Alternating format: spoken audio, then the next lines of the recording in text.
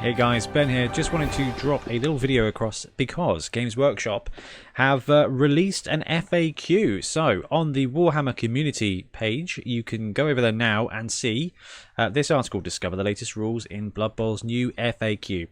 So basically, they just talked through the fact that they are going to be doing a regular FAQ the same way as their other games. So you can see on the screen here, or if you're listening to the podcast version, they are going to be doing an FAQ in May and November. So what they've said is we'll be moving to the same tried and tested style of FAQ schedule that we use for Warhammer 40,000, Age of Sigmar, etc.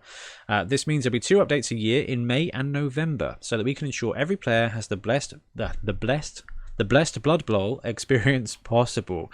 So that's quite good. So each update will contain the designer's commentary and an errata section. So we'll get corrections for things. The designer's commentary answers a series of questions posed to the rules team. They are presented in a question and answer format, and they help settle debates around specific rules. And the errata contains changes and tweaks. So they've got some bits featured here. So armor value reductions. Probably the most important change is the wording for characteristic reductions, particularly surrounding armor value correctly. Currently, if a player suffers an injury that would affect their armor value, it increases the target number, which actually makes them tougher. We all saw this. We knew this was one of the questions that was raised. This wasn't the intention, so we've reworded this section to clarify that when an injury affects a player's armor value, their target number goes down by 1. So they fixed that. And this one here is absolutely massive, which is rerolls. So in the past, a team was only ever allowed to use 1 reroll per turn. This is no longer the case. Teams are now able to use as many rerolls as they wish. Be careful, blah, blah, blah, using them. This change allows coaches the option to save up their rerolls for one really important play. Remember, though, you can never reroll a reroll. Wildly inaccurate passes, basically, that says if the 1 is modified... if the pass action is modified to a 1 but not a natural 1, then it's wildly inaccurate. But what happens if it's modified below 1? It's still wildly inaccurate. So basically what we thought would happen has happened with that. If pass is modified to 1. Inducements and current team value. So basically inducements do count towards current team value when determining the underdog. So we talked about this on the podcast. Basically, for each 50k you are down, you get a roll on the prayers to Nuffle table. It does include inducement value though, so if you buy that keg you will not get an update, so that's pretty good as well. So there are a couple of things. So we've got the designer's commentary and we've got the Teams of Legend, which does have an update. So let's have a look at the commentary first. We'll just talk through what we are seeing. So let's begin. Can a team use more than 1 team reroll in the same turn? Yes. If a player rerolls a single dice from a dice pool with a skill, for example Brawler, this is going to be important to all you Black Orc players, can they then use a team reroll to allow them to reroll the other dice from the same pool? No. So Brawler kind of gets worse. But that's the risk you'd like to take.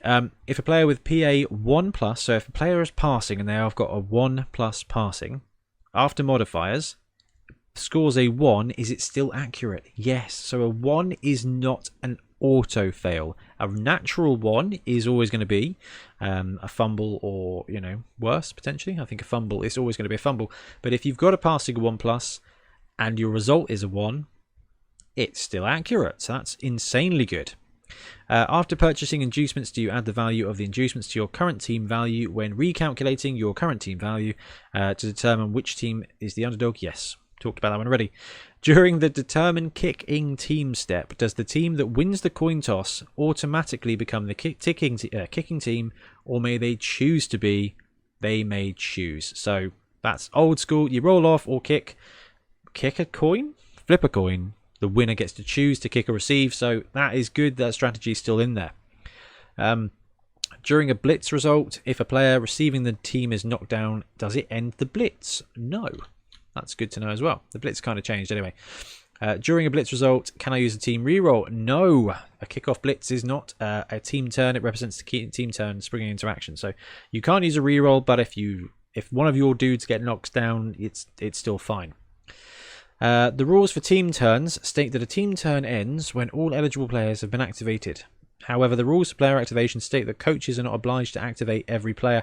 Does this mean that coaches can choose to end their team turn without activating all their eligible players? Yes. Player can choose to move 0 squares. There we go. So that's fine. Can a player make a pass action to an adjacent friendly player? Yes. So you can pass 1 square instead of just a handoff. Get those SPPs in. When making a passing ability test, if the roll is not a natural 1, but is reduced to less than 1, after modifiers have been applied, is this an inaccurate pass or a wildly inaccurate pass? It will be wildly inaccurate. Again, we talked about that a minute ago as well. If an accurate or wildly inaccurate pass goes out of bounds, do you roll for passing interference before or after the throw-in? If before, where do you count the ball as for the purposes of placing the range ruler to determine which players can interfere? So before. So when placing the range ruler to determine which players can attempt to interfere, treat the ball as occupying the last square it was over before going out of bounds. Fair enough. When a player makes a blitz action, do they have to nominate the target of the block action before the player is moved? Yes. So that will be huge for dump off. That comes up in a couple of squares time. What happens when a player with PA dash rolls an improvement? Either choose another listed option or improve its PA to 6+. So if you want a passing zombie, you can get one. It's just going to cost you a lot of SPP. If a player attempts to dodge away from a player with the diving tackle skill, fails the original dodge roll, but then uses a reroll and succeeds, can the player with diving tackle use this skill on the reroll attempt? Yes, provided they do not already use the skill on the first attempt. I think that's slightly different. I think DT worked on both before. Can a player with sneaky git perform a foul action, still be sent off if it rolls a natural double on the injury roll? Yes.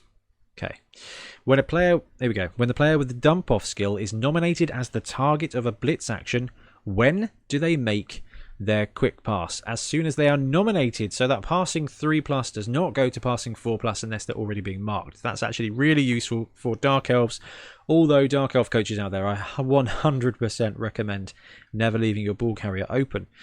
However, you can declare a blitz on a player that you actually can't blitz. So it may, don't know, it's interesting. That's gonna change up some stuff there.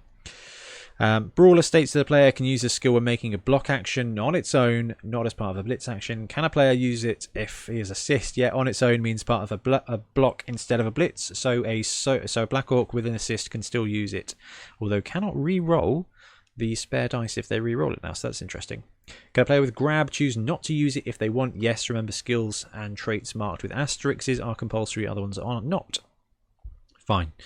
If a player with animal savagery knocks down a friendly model, are they forced to use claws, pile driver, mighty blow, or any other skills? The opposing coach may choose if a player must use these skills or not. So, animal savagery, pile driver, terrible combination now, because they can choose to knock your dude down and choose to foul him and put your player prone. So that is one to watch, 100%. If a model with the animal savagery trait wishes to use hypnotic gaze, will the bonus +2 to the animal savagery roll as if they're performing? So, no. So vampires stay at 4+ to do movement and hypnotic gaze actions. Will the bonus +2 for the animal savagery roll? Oh, that is tight. That is tough. That is tough. But a lot of people did call it, and it's technically how it's written, so fair enough. If I roll a 1 when rolling to see if I use a chainsaw or projectile vomit, is a turnover caused? No. The player is placed prone and injury roll made against them. They're not knocked down. It will only cause a turnover if they are in possession of the ball. Fantastic. So there's no chainsaw disasters ending your turn. So that's really useful. Can Griff use his special rule to force an opposing player to reroll a dice? Nope. Can only be used to reroll a dice by Griff himself. So that is all the FAQs. There's one bit in the errata, which is the characteristic reduction, which is if you reduce a characteristic with it as a target number, it goes up by 1. So for AV it goes down, AG it goes up. It just gets worse, basically. So that covers all of the FAQs. So that's the FAQs and the errata. No massive ones there that I'm too worried about.